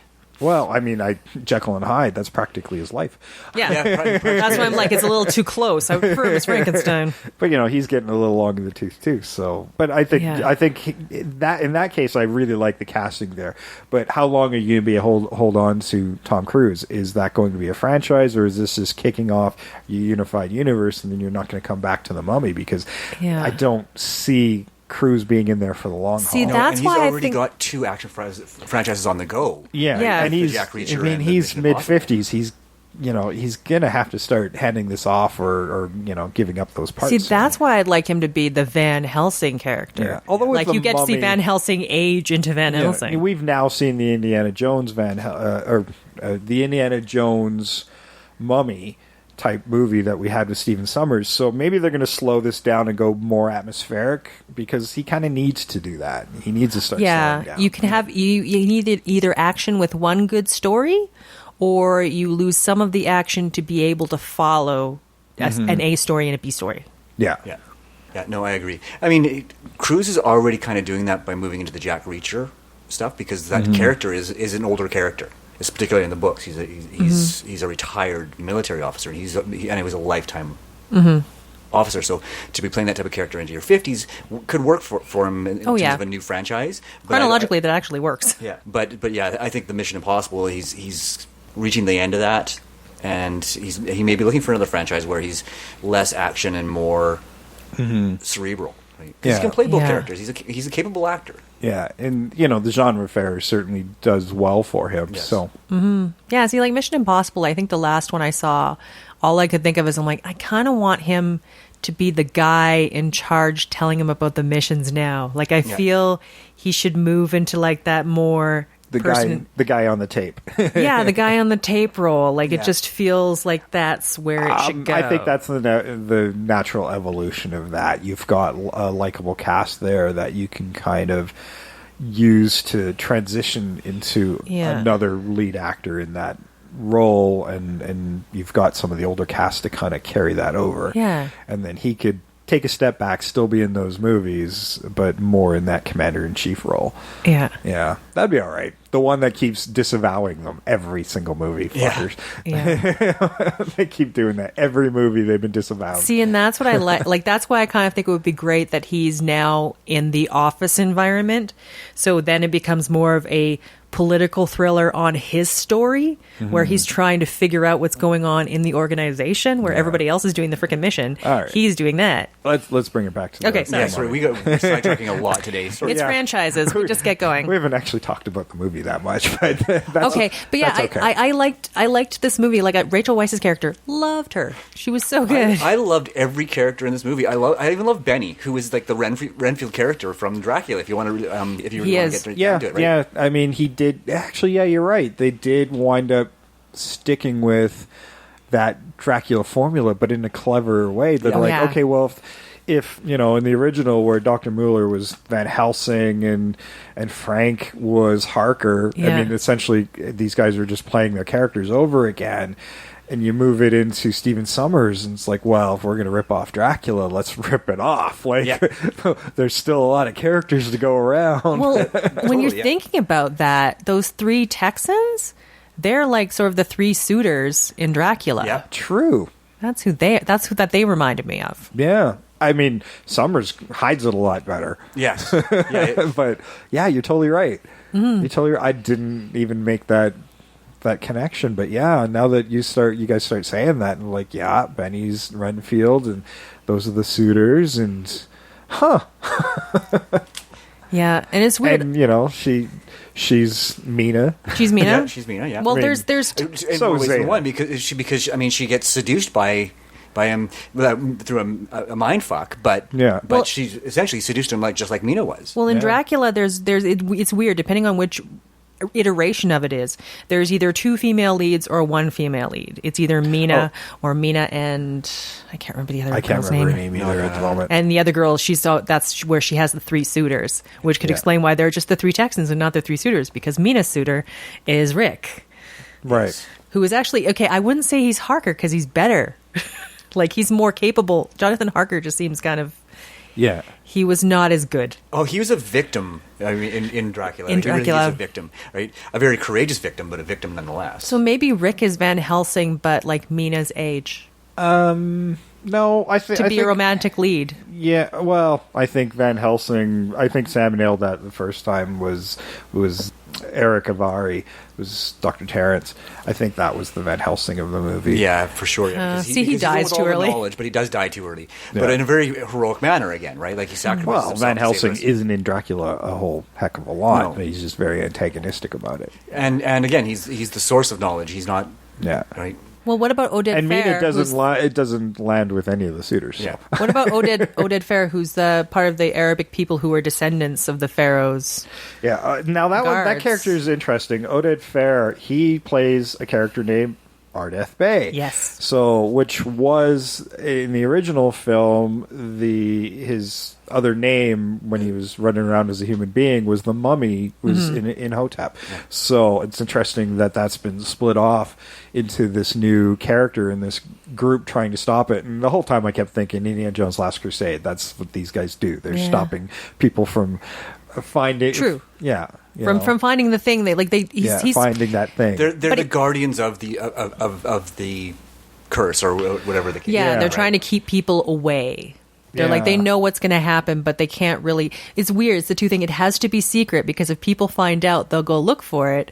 But they know about it. And if people look for it, they have to make sure that they kind of go away. Yes. Yeah. They were good, though, I mean, because they show up right at the very beginning of the movie, right? Observing what happens in the... What was that conflict exactly?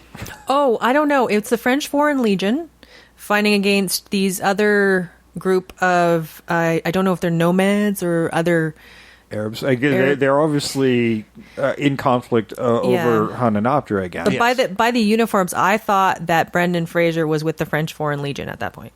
That could have been, yeah. Because with the hats and the uniforms, that's what I thought Benny and him where they were. I didn't understand what the Battle of Hananoptera was about. And I think it was about Hananoptera, but... Yeah, I think they might have both found it, but they're like, we both need gold, so maybe it's just a battle? Maybe.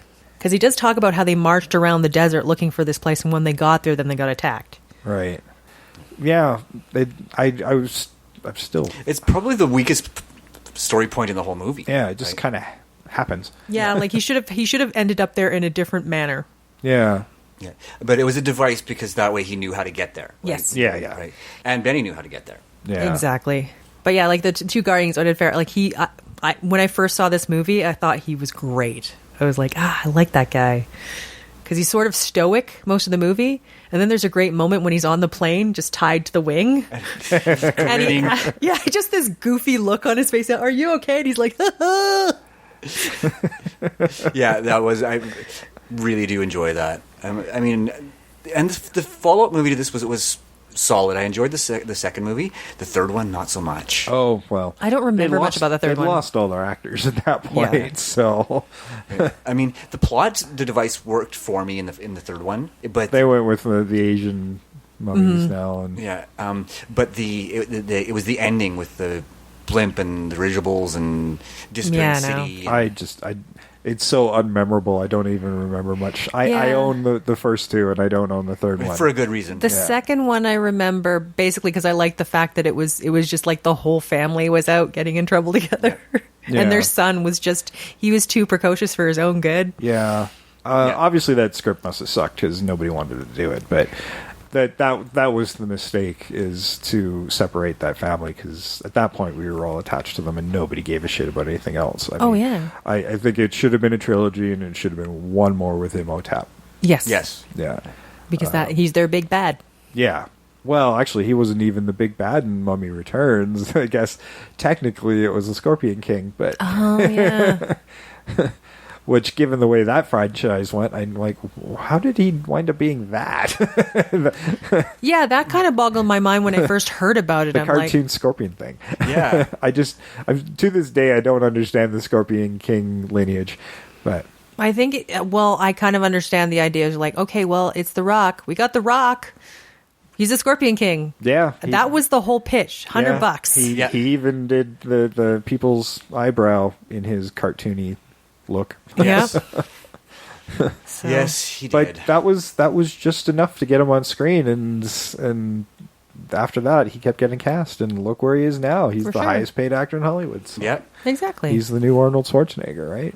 They bring him into franchises all the time. This is the first time. People go see his movies just because they want to see The Rock.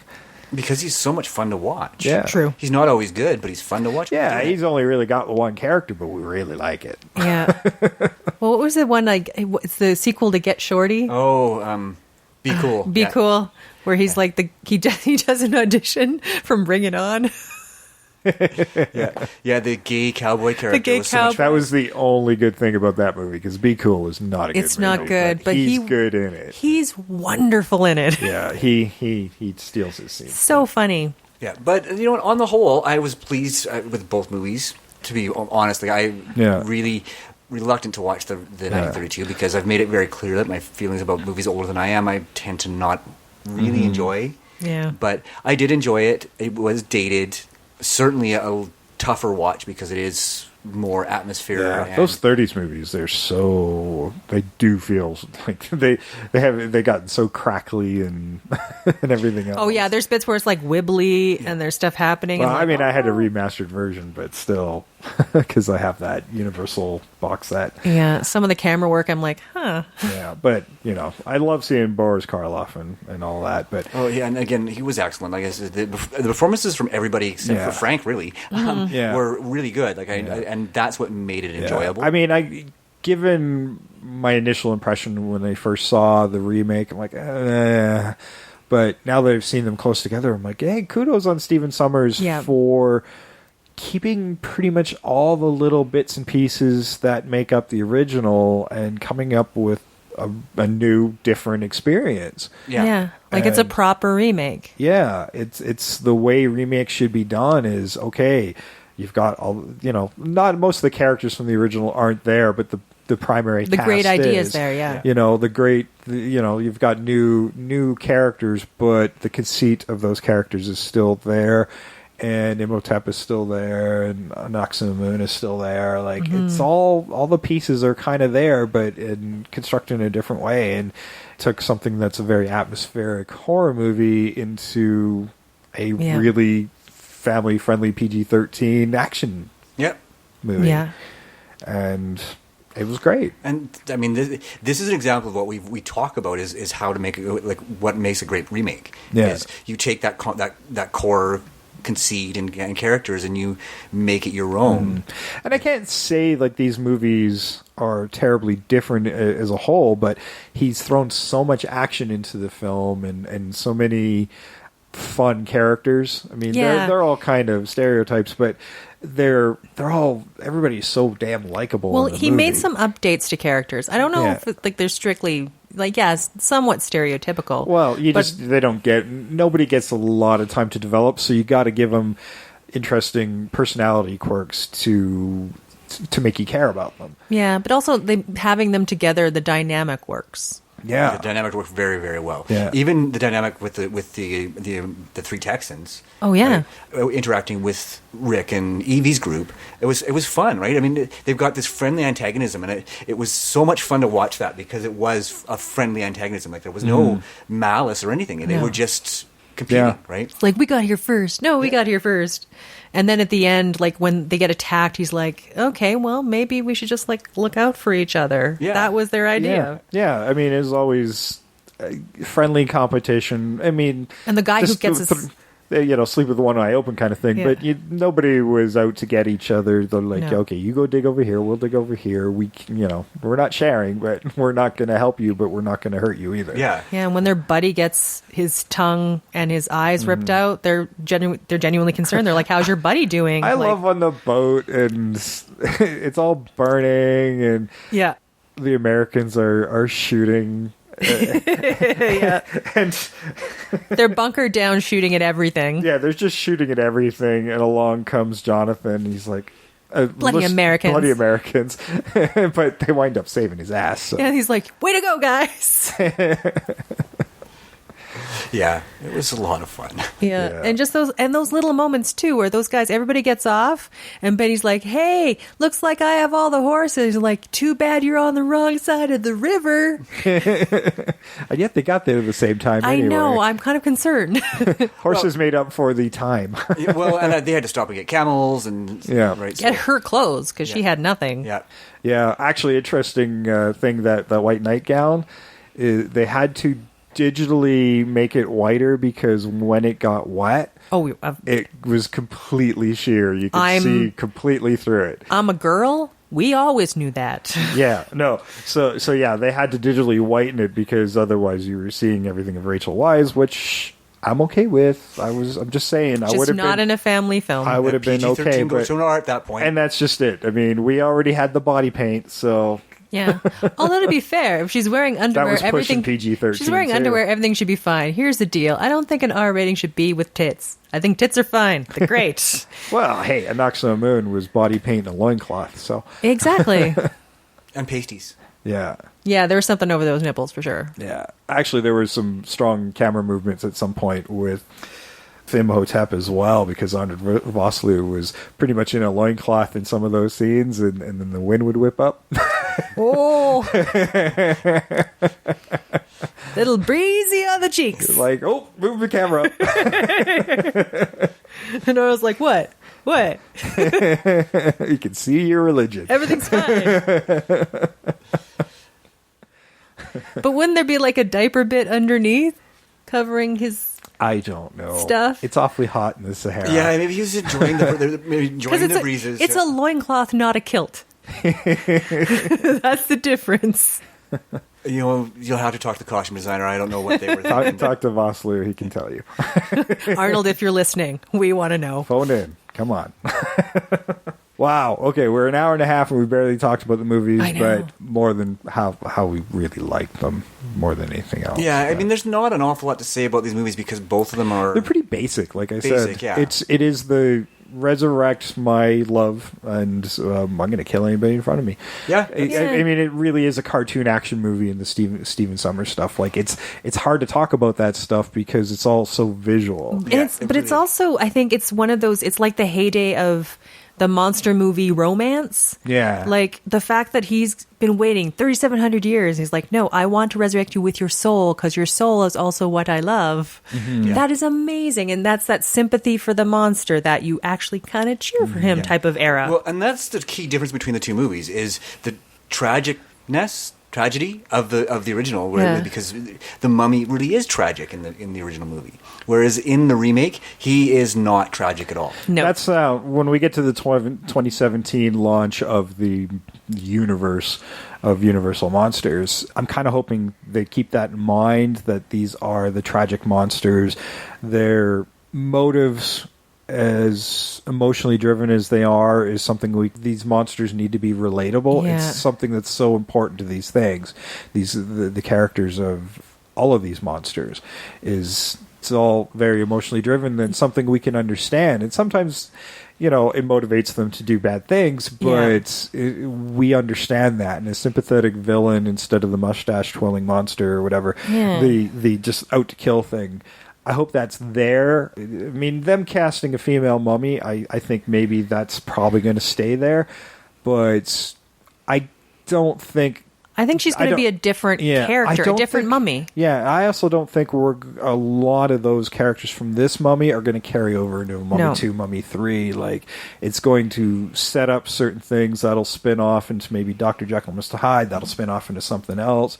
And if we come back around to the mummy, it'll be motivated by a new mummy with different characters, much like the original franchise was, because this one didn't motivate the rest of the sequels. Pretty much everything afterwards was a different mummy. So, and that's where all the sequels came from, not from the mummy, but the mummy's hand, I think, was the next one. Yeah, I don't know. It's sort of the sympathetic... Yeah, the mummy's hand. Yeah, because you're right. All of those original Universal monsters that had this element of tragedy about them. I mean, Frankenstein in particular, but even Dracula, Wolfman, they're unwilling monsters for the most part. Even the mummy really doesn't want to be a monster. He just wants his love back. Yeah, the werewolf was, uncontrollable beast, but from a man who's, it's the one of the most tragic ones at all, because he doesn't want to hurt anybody, and it's an affliction. So. Yeah, it's those things where it's sort of like when the monster dies, you feel so sad. Yeah. And we're missing that. I mean, the Creature from the Black Lagoon, even there, again, another tragic monster. Yeah, that was just encroaching on his territory. That's right. He was a fairly bestial thing, but a fairly peaceful one. Yeah. And nowadays we fall in love with these truly horrific characters if you really look at them. Like, we've got our Jasons and our Freddys and our Michael Myers who are motivated by something completely different. Right? Yeah, see, that's the weird thing. We sympathize or like the characters that have more selfishness on their part, whereas the original sympathy came from an idea where you feel empathy for them because you just realize the tragicness of their circumstances.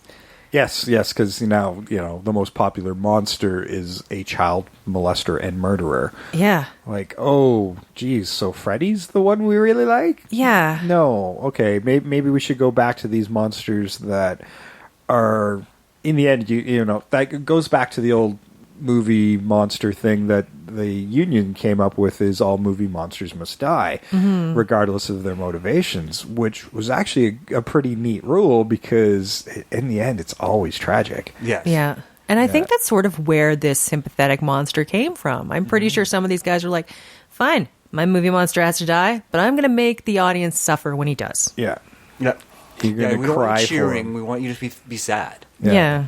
That, it was inevitable, but Yeah. It was like that just perpetuates. It's so realistic in that regard, because we destroy everything that's different. That's just human nature. And the fact is, like, if we knew them, we might empathize. But the fact that they're different, that's all we're focusing on. It's torches, it's pitchforks and torches. Yeah. And on anything that we don't like that is different from us. And we're so far disconnected from movies like that now that it's time to bring them back and say, hey, like, we suck. Oh yeah, yeah. I love the horror movies where the humans are actually the true monsters. Yeah, I think a majority of those Universal Monsters movies is I got a crow about there, and a beautiful blue jay. Go Blue Jays! Squirrel. Yeah, that noise you heard was the birds. And that totally derailed my thought, actually. But yeah, we need to get back to that, I think, of teaching lessons within the movie. And also, like, I think we need to get at this point where what the worst thing is happening right now is people like, oh yeah, I'm the best and I'm the best part of being human. No, you're probably the worst part of humanity, and you should probably look at that. Every time I watch one of those old Universal Monsters movie, and you're right, it's usually a human being within that story that's the most monstrous of all. Mm-hmm. And it's usually the monsters are driven from fairly pure emotions, and bad things happen around them. But or they don't understand their own strength or something that's beyond them. Yeah. No, and you're right. And you're right. Humans are it should be the monsters in movies in most cases. Right? Mm-hmm. Because I mean, like I said, we look at the movies we have nowadays, and like even Godzilla. Yeah. Right. That was probably the most recent like epic monster movie we've had. It doesn't do that. Yeah. There are some that are trying to do that. Like I haven't seen Victor Frankenstein yet. I don't know how true. Yeah, that is. I haven't seen it either. So, and it's one of those movies I've been thinking about watching for what will already be over at this point. But our 31 Days of Horror, I was going to try and squeeze that one in, but I heard it wasn't very good, so I've been kind of waffling on it. But there was a Frankenstein with what's his name? Oh, Thomas Jane. Thomas Jane, that's the one. Oh, and yeah, that one really did try to do something different. It wasn't good, but it wasn't terrible. Oh, I can applaud the effort. Yeah. Right. So there are a few movies out there that are trying to do that. We just need the right script and the right budget. Yeah, right and I think Stephen Sommers did that too. You do sympathize with Arnold Vosloo's Imhotep as well. Mm-hmm. You know, he's kind of bound by his curse in some points, and of course he's selfish and trying to get rid of that monstrous look of his by having to kill the Texans. Every time he kills the Texans, he gets more and more human looking. But you also get that in the flashback at the beginning, where Tutankhamun is like, "No, you have to go. You are the only one who can resurrect me." Yeah, and then he sees her kill herself. Yeah, and she's killing herself was a way to get her resurrection because he knew how to do that. And if she had died the way he died, exactly, it would not have been good. So. And then in a suicide or whatever, if she'd been buried alive, and she would have just been a mummy to be controlled like his priests. Yeah, she wouldn't have been what he needed, or what he wanted, or what she wanted to come back as. They wanted their love to last amongst the centuries. Yeah, and that was, of course, his biggest crime was that magic as well. Yeah, and which is the crime in both stories, movies, right? Yeah. So. Yeah, both blaspheming and both loving the wrong chick. Yeah. Story for the ages. Yeah, even though she loves him back. So, they're both really screwed. Yeah, that's kind of your whole Romeo and Juliet story, right? Well, and that's a perfect cap for it, because that's what it is. It's a fucked up Romeo and Juliet story. It's Romeo and Juliet post they both kill each other. There you go. Yeah. Right. I mean, right down to the tragedy of them both dying for their love. Yeah. Mm-hmm. Ooh, wait, Mummy Romeo and Juliet. That's a new Pride and Prejudice in zombies. There you go. Which was a lot of fun. Yeah. Oh, I haven't actually seen that movie either, so it kind of came and went, didn't it? It didn't do as well as the Abraham Lincoln Vampire Hunter, but on the whole, I'd say it's a better structured movie. Yeah, because Abraham Lincoln Vampire Hunter was bad. It was fun. I thought it was hilarious. I thought it was terrible. It was fun. It was fun, but it was not. But it wasn't a good movie. I mean, part of what I liked about it is it takes itself way too seriously. Yeah. Oh, see, that's what drove me insane. I love the fact that they tried to play it as straight as possible, which worked. For me, it's like, wow, man, that actually is pretty funny that you guys are taking it this seriously. Yeah, I don't know. That bothered me. I'm like, come on, tongue in cheek, guys, tongue in cheek. All right, well, that's The Mummy. We didn't talk a ton about it. We talked more about our love for those kind of things, and that's okay, because we like to talk about these movies in lots of different ways, and these movies, as a whole, were pretty much the same movie, and they just added a lot of razzle-dazzle to the Stephen Sommers remake. So yeah, I mean, we can say, if you want to know more about it, watch both of them. Yeah. I totally recommend watching both of them. Yeah, I don't want to spoon-feed it all to everybody, because I want to get you excited about those movies and to watch them, and unless we hated them, in which case we'll warn you away from them. True. Yes. This is one of those cases where the original is okay, and the remake is really solid and a lot of fun for the whole family. Also, I want you to marvel at the effects in 1999 and compare them to some movies we've seen where they are terrible, and it's now. Well, I'm certainly glad they're pulling away from just using effects-driven movies. Like that one, even in the original advertising, it's all about the effects. There's a lot in this movie, but it's a very effects-driven movie, and it doesn't have to be. It's still a very powerful piece without all of that. No, exactly. And I want to mention how horrific Imhotep looked in the remake. I mean, because he did when he first comes out, and he's just horrific looking. Juicy? Yeah. I love how they described it as juicy, because I'm like, yeah. And the scene where his jaw drops, that's probably some of the best CGI in the movie, because it's almost seamless. Oh, yeah. Right. Like, it's just so much fun to watch. Yeah, there's the stuff done on him is really good compared to some of the other stuff. I got tired of the stretchy jaws on everything, all of the other mummies and stuff as well. But that's probably my only complaint. Best little note though, the one point where there's a bug inside him and it goes and crawls through his cheek, and then he chews it. Yeah. It doesn't look as good as it did back then in my mind, but it's still a good But the crunchy scene. sound sells it. Yeah. That's actually something I'd like to see keep, because they could do it so much better now. Yeah. Oh, yeah. It'd be just much more disgusting. Yes. Yes, but on the whole, both movies were a lot of fun. Yeah, absolutely. Yeah. All right. Well, what are your favorite monster movies? Are you guys looking forward to this Universal movie world that they're going to be creating next year? Let's start that discussion. You can do that on our Twitter page, of course, at Invasion Remake. You can also have the same discussion with us over on Facebook, Invasion of the Remake. We're there. You can find us. Or do long form email. We'll email you back, and that's invasionofthерemake@gmail.com. I'm interested to hear your thoughts before this movie comes out. We can bounce things back and forth or what that's going to look like.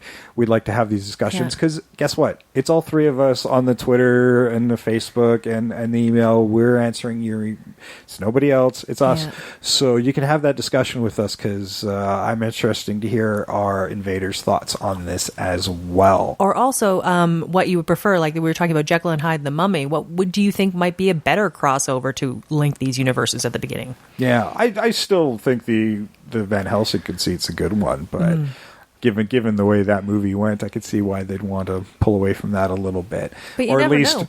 Get there slower. Yeah, and I think that's maybe what they're doing is let's get there through a back door. Yeah, well, or one of our invaders has a wild, out of left field idea that we hadn't even thought of. Yeah, I would certainly love to hear it. And if you see us post this episode or any other episodes or just our posts in general, like it, share it out on your social media. We want more earballs on it. There you go. More earballs on the show. So make sure you like and share it with your friends. And of course, subscribe to us, whatever you're listening to us on. Subscribe to us on iTunes and Stitcher and Google Play Music, Audio Boom, Player FM, Blueberry, and so many more. Go find us. It's easy to find us. We're everywhere. If you just Google us. And if you're especially on iTunes, that's a big one. So if you subscribe to us on iTunes, please leave a short review and 5-star rating. And even if you're not too crazy about us, tell us that too, because we want to know what we could do to change it or make it a better show for you. So, I mean, by not saying anything, we don't know that you're not digging something. So if there's something you're not liking, put that in the review as well. Like, I may not like the negative criticism, but we need it. I will hear it, and we can make changes from that as well. So I'm not immune to criticism. So and to be fair, somebody might like us meandering a lot. Some of us think we meander too much. Yeah, and some episodes are going to be like that, and some aren't. So sometimes we get focused right on the episode, and sometimes it takes us in odd directions. But you know what? That's part of the fun. That's right, because we don't do a lot of prep time. We watch the movies, we make our own little notes, and just let the conversation go the way it goes. And that was the whole idea behind this show in the first place, is to, when you get out of a movie and you just want to talk about what you just saw, and that's the way these conversations go sometimes. It spreads in different directions and grows wings and flies away. It's the Red Bull of podcasts. Jay and I have been having these conversations for almost 20 years. Actually, it is 20 years now, isn't it? Yeah. We've been doing. We just weren't recording them up until recently. but every time we sit down and talk, we almost inevitably end up in one of these discussions. Yes, and it'll go everywhere. All right. Well, thanks for joining us. I've been Jason. I've been Trish. I'm Sam. We're out of here. Bye-bye.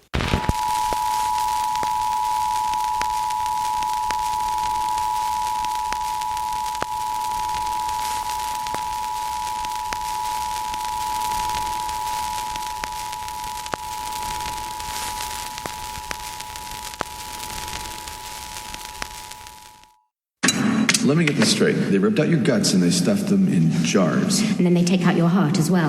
Oh, and you know how they took out your brains? Evie, I don't think we need to know this. They take a sharp, red-hot poker, stick it up your nose, scramble things about a bit, and then rip it all out through your nostrils. Well, that's gonna hurt. It's called mummification. You'll be dead when they do this. For the record, if I don't make it out of here, don't put me down for mummification.